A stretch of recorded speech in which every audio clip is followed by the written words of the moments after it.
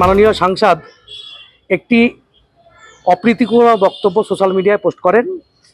সেক্ষেত্রে তার যে বক্তব্যের প্রেক্ষাপট ছিল যে মাননীয় স্বরাষ্ট্রমন্ত্রী, তারপরে হচ্ছে নওজোয়ান সেনাদল, তাদের বিরুদ্ধে বিভিন্ন কুরুচিকর মন্তব্য করেন। সেই প্রেক্ষাপটে আমাদের সচেতন নাগরিক বা জনসমাজ বা মহিলাবৃন্দ 12/6/26 তারিখে কৃষ্ণনগরে গণতান্ত্রিকভাবে তার প্রতিবাদের জন্য সোচ্চার হন। সেই প্রেক্ষাপটে মাননীয় সাংসদ একটি বিবৃতি পেশ করেন। সেখানে বিবৃতির প্রেক্ষাপটে অর্থাৎ নারীদের স্বাধীনতা থেকে শুরু করে এবং তুলসী যে আমাদের হিন্দুদের অত্যন্ত পবিত্র, তাকে অবমাননা, এছাড়া হিজাব বা বোরখা মুসলিম সম্প্রদায়ের মহিলা যে ক্ষেত্রে ব্যবহৃত হয় তাই নিয়ে একটা অপরীতিমূলক বক্তব্য তিনি পেশ করেন, যা ক্ষেত্রে সাম্প্রদায়িক সম্প্রীতি নষ্ট হয় এবং এক্ষেত্রে ধর্মীয় ভাবাবেগ হিন্দু মুসলিম উভয় ক্ষেত্রেই বিঘ্নিত হয়। সেই প্রেক্ষাপটে একটি মামলা দায়ের করা হয়েছিল 17/6/26 তারিখে। সেই প্রেক্ষাপটে তাকে বিভিন্ন সময়ে তাকে নোটিশ করা হয়, কিন্তু তিনি আদালতে হাজিরা দেননি।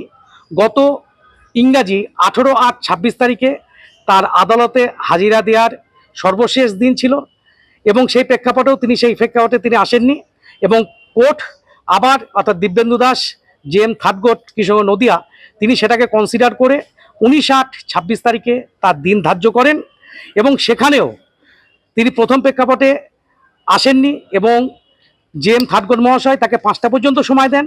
সেক্ষেত্রেও তিনি সেটা অবমাননা করেন। তিনি বিভিন্ন সময় আরাধ্য দেবী মা কালী সম্পর্কে কুরুচিকর মন্তব্য, দেশের স্বরাষ্ট্রমন্ত্রীর মুন্ডু কেটে নেওয়া, আরাধ্য দেবী তুলসী সম্পর্কে কুরুচিকর মন্তব্য, দেশের সেনা সম্পর্কে এবং দেশের সংসদের যে পাসওয়ার্ড, সেই পাসওয়ার্ড বিদেশি শক্তির কাছে তিনি বিক্রি করে দিয়েছিলেন। একজন অপদার্থ অযোগ্য সাংসদ, চুরি করা ভোটে তিনি সাংসদ নির্বাচিত হয়েছিলেন। আজকে এই যে কুরুচিকর মন্তব্য করা তার একটা নেশায় পরিণত হয়েছিল।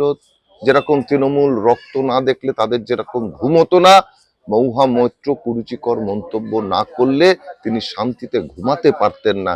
তাই কুরুচিকর মন্তব্য করার ফলে কৃষ্ণনগরের কিছু মানুষ তার বিরুদ্ধে মহামান্য আদালতের দ্বারস্থ হয়েছিলেন। আদালত বারংবার তাকে সমন পাঠিয়েছে, কিন্তু তার প্রভাব প্রতাপে তিনি মহামান্য আদালতকে অবমাননা করেছেন। তাই আমরা জানতে পারলাম যে কৃষ্ণনগরের মহামান্য আদালত, মহামান্য বিচারপতি তার বিরুদ্ধে নাকি গ্রেফতারি পরোয়ানা জারি করেছে। আদালত কাউকে যদি ডেকে পাঠায়, আমাদের দেশে তো আইন কানুন রয়েছে, যা নিয়ম আছে, কনস্টিটিউশনাল যে ফ্রেমওয়ার্ক, আমাদের লিগাল যে ফ্রেমওয়ার্ক, তাতে যদি আদালত সমন দেয়, কেউ যদি না যান, তাহলে তো নর্মাল যে গ্রেপ্তারি পরোয়ানা জারি হবে। মানে এখন হয়তো মহুয়া দেবী গত 15 বছরের ধারাবাহিকতাটা থেকে বেরোতে পারেননি, মানে হয় যে সেই কারণে হয়তো মনে করেছেন যাওয়ার দরকার নেই, কিন্তু এটা তো খুব নর্মাল। আপনি যদি আদালতের ধরুন আদালত সমন দিলে আপনি একদিন চাইতে পারেন, এক্সেমশন চাইতে পারেন, এক্সেমশন গ্রান্টেড হলো। কিন্তু যদি এক্সেমশন না দেয় আদালত আর আপনি দিনের পর দিন হাজিরা না দেন, তাহলে তো সমন জারি হবে, এটা তো ন্যাচারাল। এই জনপ্রতিনিধি মানে ওই ওটিপিটা তো, আমি তো এমপি ছিলাম, ওটিপিটা তো আমার মোবাইলে আসে, আমি কোয়েশ্চেন দেবো, আমার মোবাইলে আসবে। তা আমার ওটিপি, যিনি যার ওটিপিটাই অন্য লোককে দিয়ে দেন, অন্য দেশ থেকে যার ওটিপি দিয়ে প্রশ্ন হয় এবং শুধুমাত্র কতগুলো ডেফিনিট কোয়েশ্চেন, এবং সে নিয়ে তার সদস্যপদ খারিজ হয়েছিল, তার থেকে এর বেশি কিছু এক্সপেক্টেড নয়।